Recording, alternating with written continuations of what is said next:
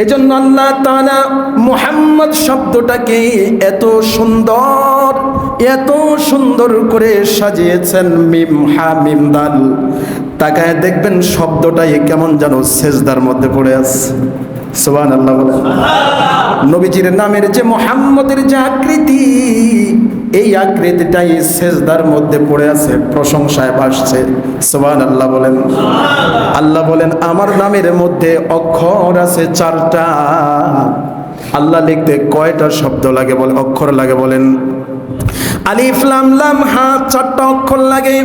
আল্লাহ বলেন আমার নবী মুহাম্মদুর রাসূলুল্লাহ সাল্লাল্লাহু আলাইহি ওয়াসাল্লামের নামের মধ্যেও আমি 4টা অক্ষর দিলাম।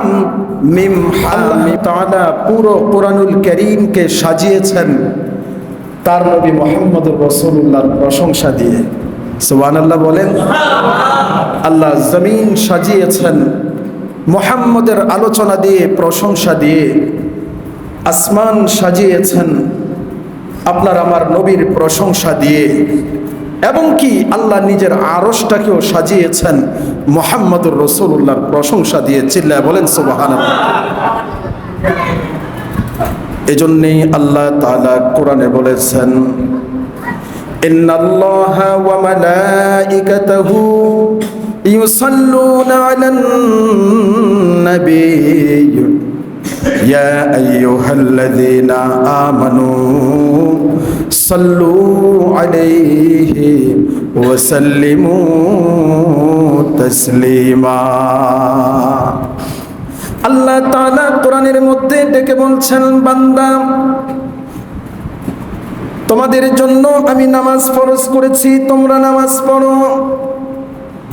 রমজানুল মুবারকের রোজাকে আমি আল্লাহ ফরজ করেছি, তোমরা রোজা রাখো, আমার গোলামি করো, আমার দাসত্ব করো। কারণ ওয়ামা খালাকতুল জিন্না ওয়াল ইনসা ইল্লা লিয়াবুদুন, কারণ তোমাদেরকে তৈরি করেছি একমাত্র আমি আল্লাহর গোলামি করার জন্য। আল্লাহ বলেন কিন্তু বান্দা তোমরা জানোনি বান্দা আমি আল্লাহ কি করি। এই বান্দা শোনো আমি আল্লাহ কি করি। ইন্নাল্লাহা ওয়া মালাইকাতাহু ইউসাল্লুনা আলান নবী, আমি আল্লাহ রাব্বুল আলামিন আমার আরশের মধ্যে বসে বসে আমার নবী মুহাম্মদুর রাসূলুল্লাহর উপর দরুদ পড়ি, আমার নবীর প্রশংসা আমি আরশের মধ্যে করি। বলেন সুবহানাল্লাহ। আরো জোরে বলেন সুবহানাল্লাহ।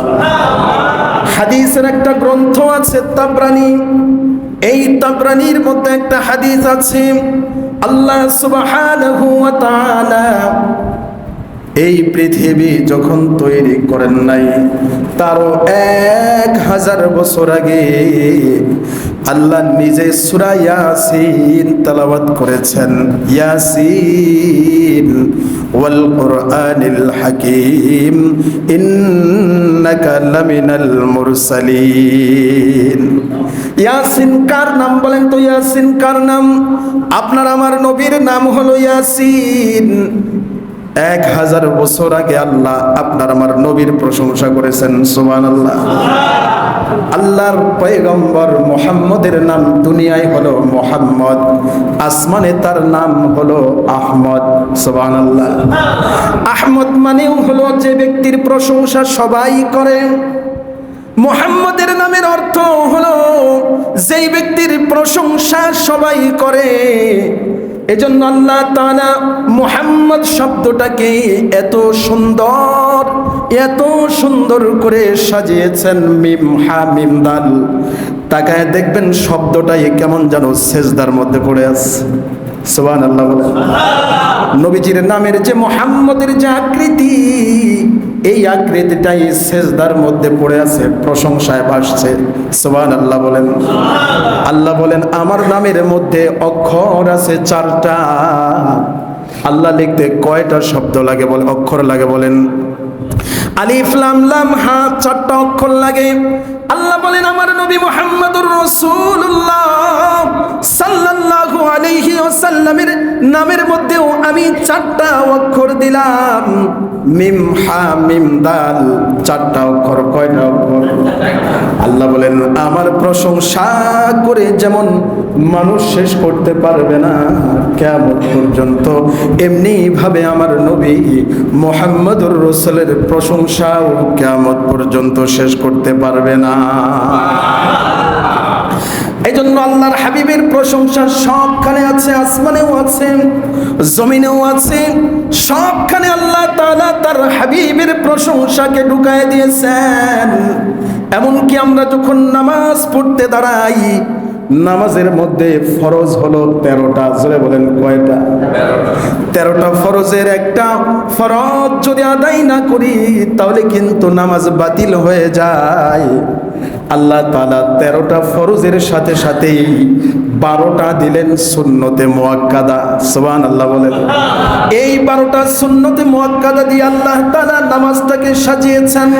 তার মানে আল্লাহ তাআলা বুঝিয়েছেন, বান্দারে আমার ফরজ যদি তুমি আদায় করতে চাও, আমার নবী মুহাম্মদুর রাসূলুল্লাহর সুন্নত দিয়ে তুমি নামাজটাকে পূর্ণ করো। এই 12টা সুন্নতে মুআক্কাদা যদি তুমি আদায় না করো তাহলে তোমার নামাজ আমার কাছে পূর্ণতা পায় না। জোরে বলেন সুবহানাল্লাহ।